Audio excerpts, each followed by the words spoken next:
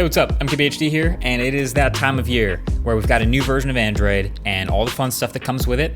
Now, we usually have a name for the version as well. It's usually named after a sweet like marshmallow or Kit Kat or Oreo, jelly beans, something like that.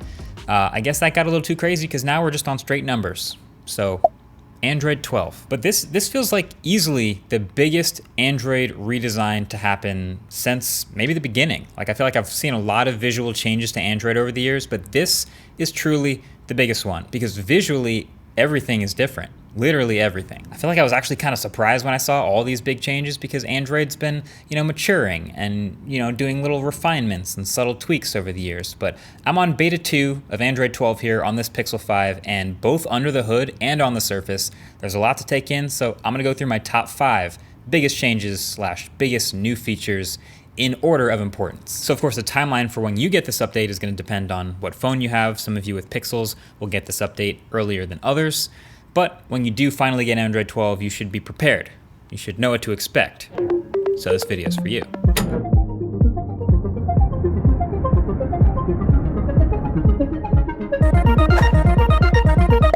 Okay, so number 5, this is more of a back-end thing actually, but Android is just going to be getting even smoother and faster. And I've talked about this in the past, you want to see them get as fast and smooth as possible, close the gap with iOS. And so I always welcome this stuff. So in Android 12, Google streamlined the CPU time for core system services by 22%. That's a pretty big jump.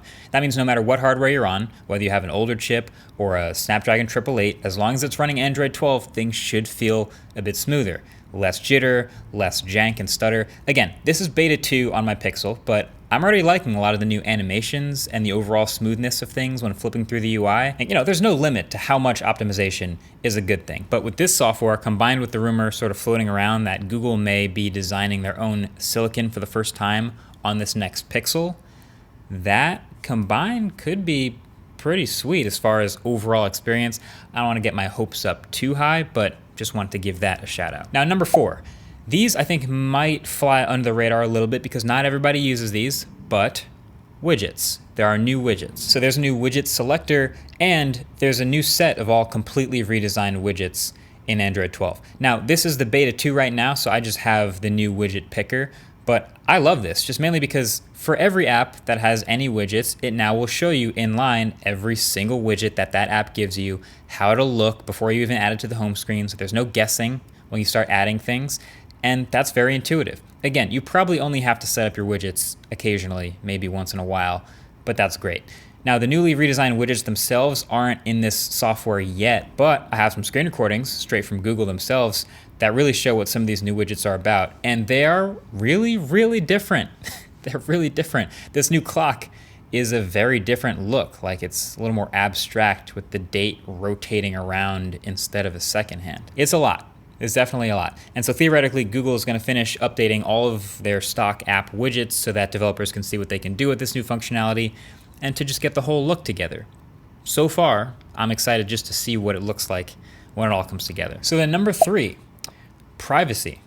Now, you might not think of Google and privacy in the same sentence very often, but seriously, there is a commendable amount of privacy controls here. You have a lot more control in your hands, and I think that's going to be the key word. Control. So first of all, they added these indicators to the top corner for when your camera or microphone are being accessed by an app.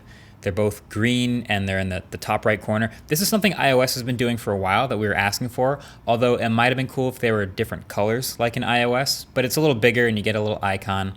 The point is now you immediately know if an app is using your camera or mic, and if you want to change that access, it's easy. You swipe down from the top and tap that indicator to go straight into the permissions of whatever app just triggered it. Then you can take away that access. Then you also have a couple optional quick setting buttons you can add. They're not there by default, but if you want to add them, you can have a quick setting toggle to immediately turn off camera access or microphone access to everything. So if you're about to do something or say something, for some reason you don't want any apps on your phone to have that access to the camera or mic, you just flip the switch and it turns it off. And so no app will get access until you enable that again. So all that's nice for peace of mind. That's another level above and beyond what we see on the iPhone, so that's cool. Then, if all of that wasn't enough, there's also now a privacy dashboard inside the settings. And that privacy dashboard will literally show you for your location or camera or microphone or anything else an actual timeline laid out of every single app that has accessed that sensor or that information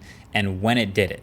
So that'll make it much easier to see exactly what's going on. If there's any rogue apps doing crazy things in the background, killing your battery, pinging your location all the time, you better believe it'll show up here and you can just get rid of it straight away. And then lastly, when apps ask for your location for the first time, there's a new toggle that will let you select giving them your precise location or just giving them your approximate location, just the neighborhood you're in. And that's pretty useful. So for maps, for example, I'm of course going to give it my precise location because I want to use it for navigation and it just needs to know where I am. But hey, for any other apps that don't need to know all that, maybe my weather app or a news app, I still want local news and local weather, but I can choose approximate location so they can't do any weird ad tracking with my exact latitude and longitude. That's pretty sweet. Okay, so number 2, these new quick settings. So it's obviously aesthetically very different. It might even be the most aesthetically defining feature of Android 12. Like every preview you see definitely shows this stuff, but there's also some new functionality too. So you pull down from the top and you've got these huge toggles that are separated from the notifications area, you can see. This to me is interesting because I remember so much previous Google talk about getting rid of wasted space and minimizing the blank empty space, but now there's this big clear separation here and I actually think it's nice. Then when you pull down again, you get this huge brightness slider at the very top and these gigantic tiles for whenever you want a quick setting. It's of course still customizable like I showed, so you can add or remove toggles, but there's also a settings shortcut and a power menu shortcut underneath it all. The Internet Selector UI is a little bit different too, so when you have a SIM card in your phone, it's going to show you both Wi-Fi networks and your cell connection in one place, which is nice, I think. It consolidates 2 buttons into one. And of course, you'll also still have ongoing notifications that show up at the top too. Like if you're playing music or something, that's unchanged, but it's going to be at the top with the quick settings instead of mixed in with the rest of the notifications. Generally though, I think I like this new look. It's definitely it's very different and it takes some getting used to, but the toggles being way bigger obviously take up more space, but also they're huge touch targets now. They're hard to miss. You get the mic access and the camera access tiles and the screen recording tile.